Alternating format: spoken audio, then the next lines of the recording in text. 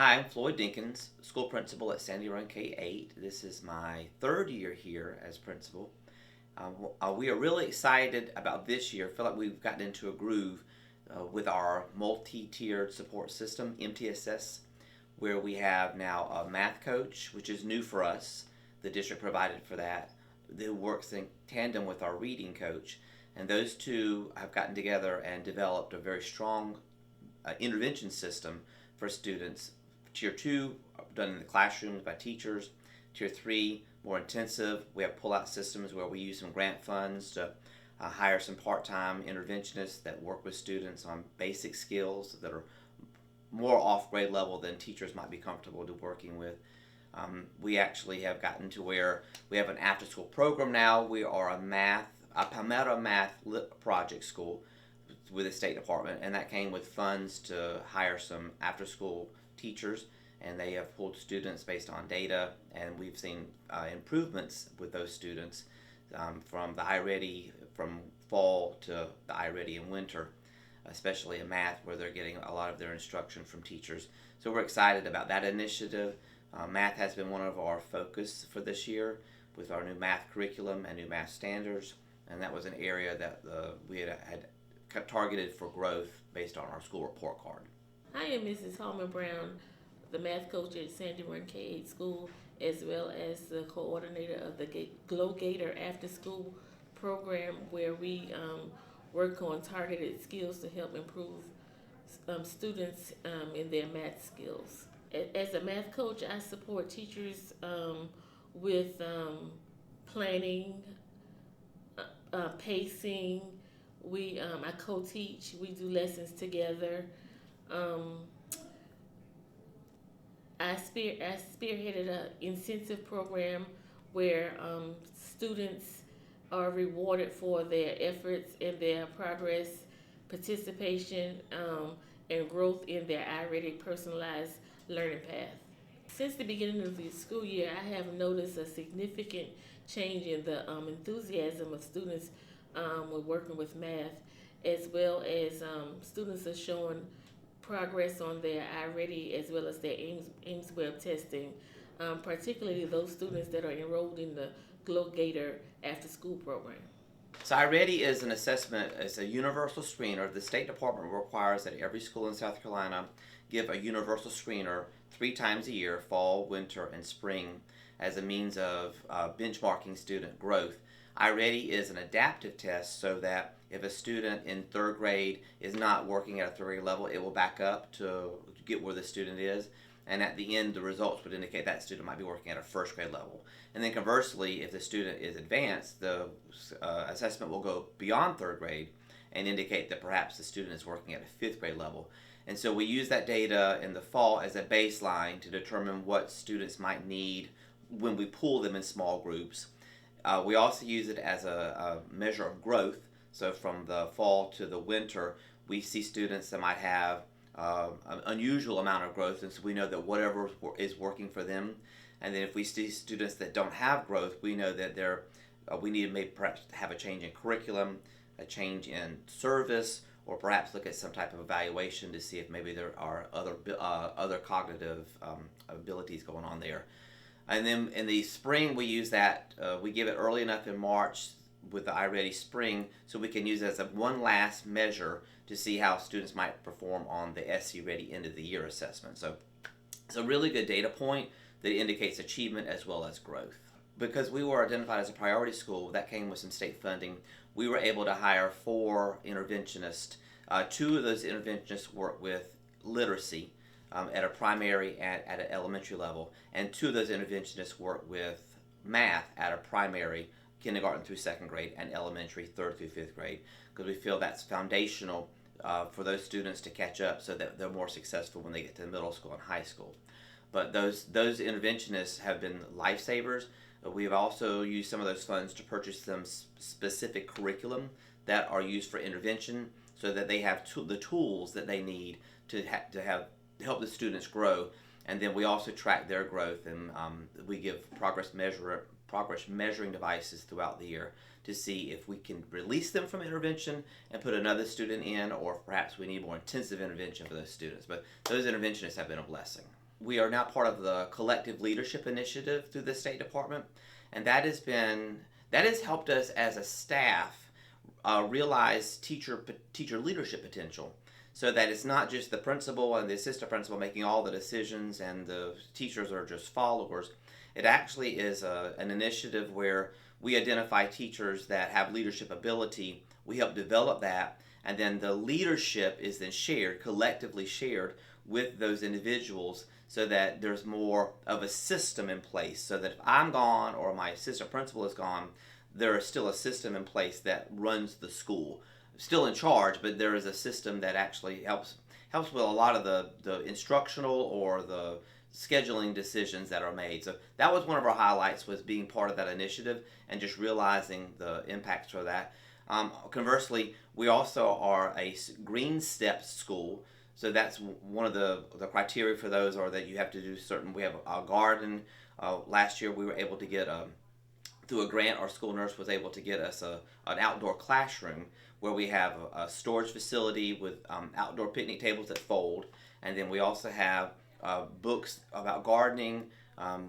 That was phase one. Phase two is that we actually have asked the district, they're going to help us with a sprinkler system there so that we can do some gardening, and then a lot of our teachers through Clemson Extension became certified in farm to school gardening in the classroom. So we feel like we're trying to be multifaceted. So we're not just an academic school. We're actually a place where students are learning life skills or learning skills about agriculture as well. One of the other things too is that Calhoun County is a very agricultural county.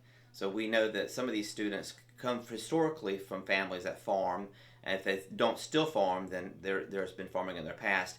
So one of the things we want to do is that we partner with some of the local businesses around us. We have large industries.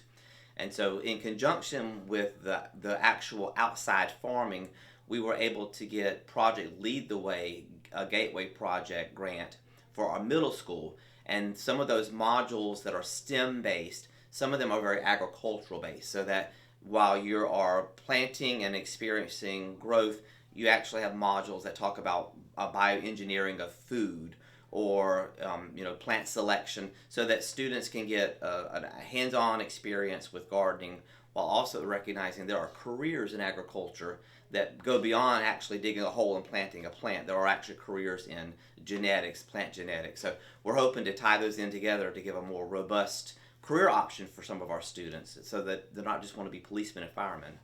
We were very fortunate. We have a very, very strong PTO here.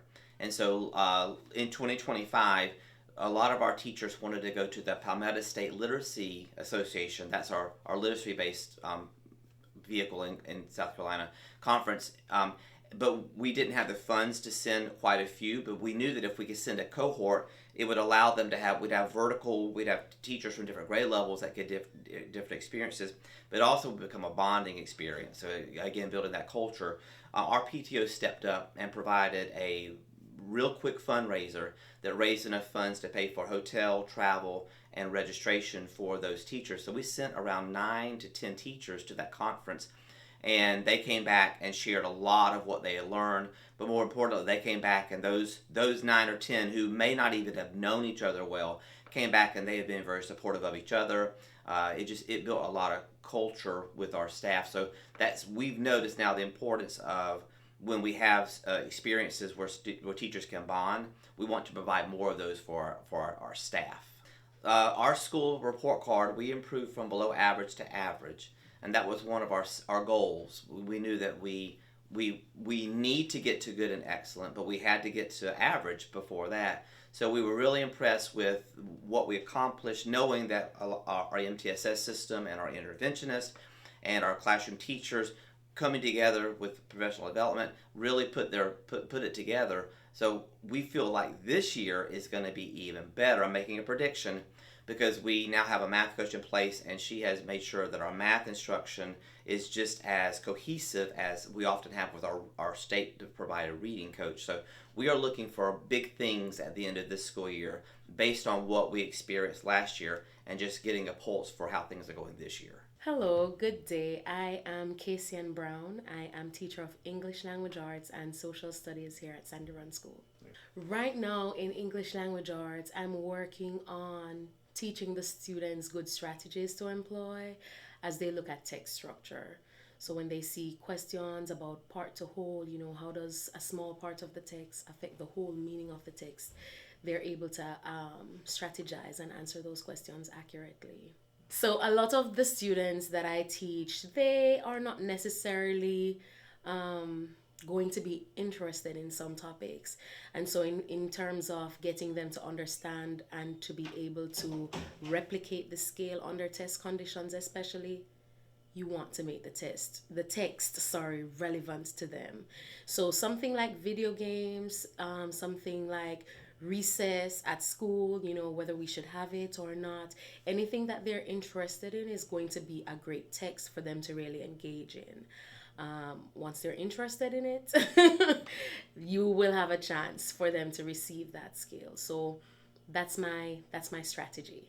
Yes, my students are very sports oriented, and they like to draw, they like art and craft, and so I try to implement that, try to integrate that into my lessons as much as possible. So a conversation about basketball, like last night we won a game. And so that's always a good start to get them talking. They like to talk.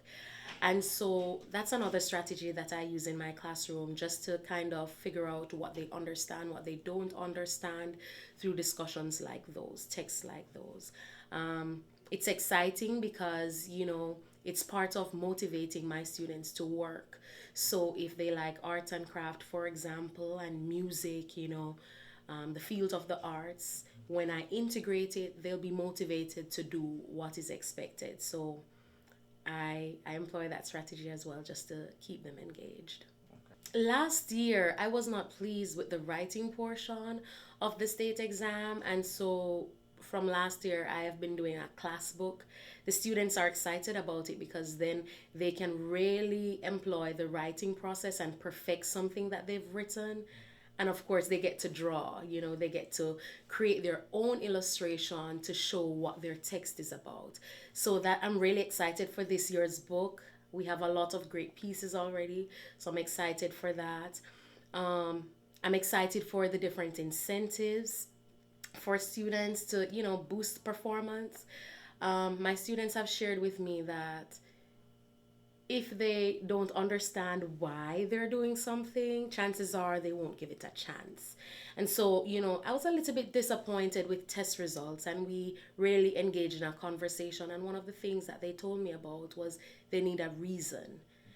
As an adult, one would think that enough reason would be, the gratification that comes with knowing that you are successful. But for them, they want something more.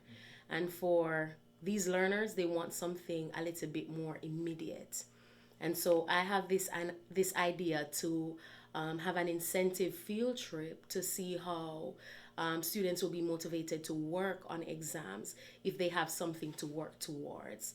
Of course, we're going to make sure that they have the strategies they need to succeed, but just to give them an extra reason to perform, just for extra motivation, to have that incentive at the end so that they can work towards a goal. So I'm really excited to see where that leads, to see if that's a success, and, the future possibilities for doing something like that or other things to keep them motivated. It's a great environment here. I love it here, actually. I love my colleagues. I like the ideas that we can share together for both, staff improvement and student improvement. I love the kids here, for the most part, they're great kids with great ideas, and I'm just excited to continue to work with my team here.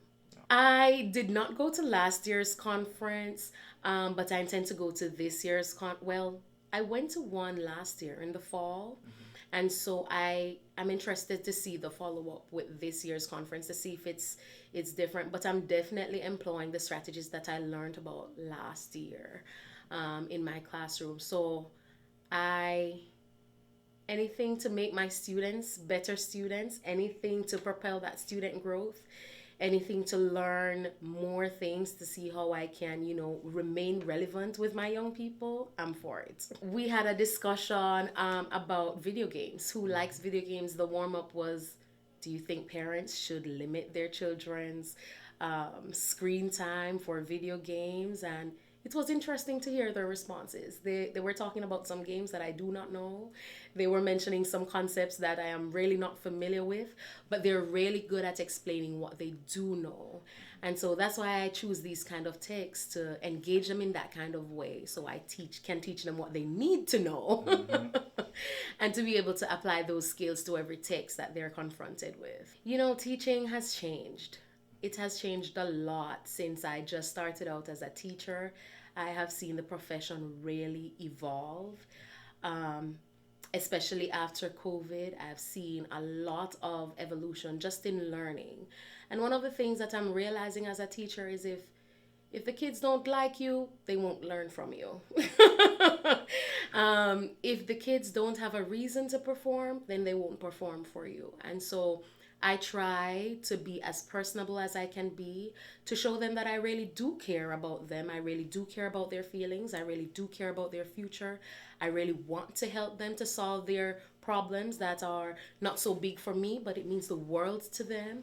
And I really want them to master these English language arts skills and life skills that I'm trying to impress upon them, so that they can perform, whether in life or on a test, you know. And so I think that if a lot of teachers have that kind of mindset, you know, who knows? These kids can do great things. Absolutely.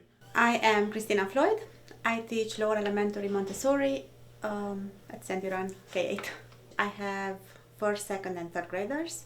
So I have 6 to 9 year olds, and we are, currently working on a novel study.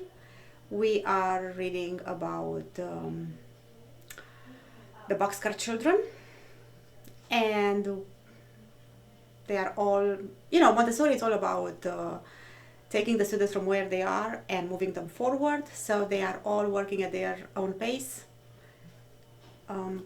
in math and spelling and everything else.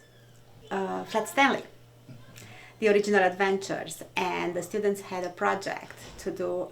They all mailed their own Flat Stanley to friends and relatives all across the world, and we received letters and pictures with our Stanley from all over the world that we put outside the classroom and we tracked on a map.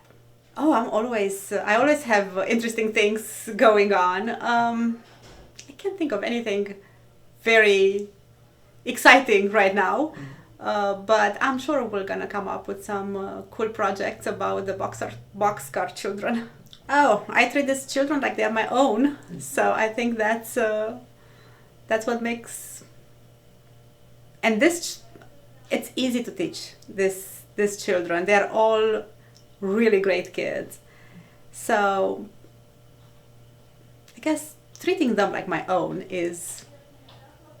I'm one of a kind in this school because my classroom is unique.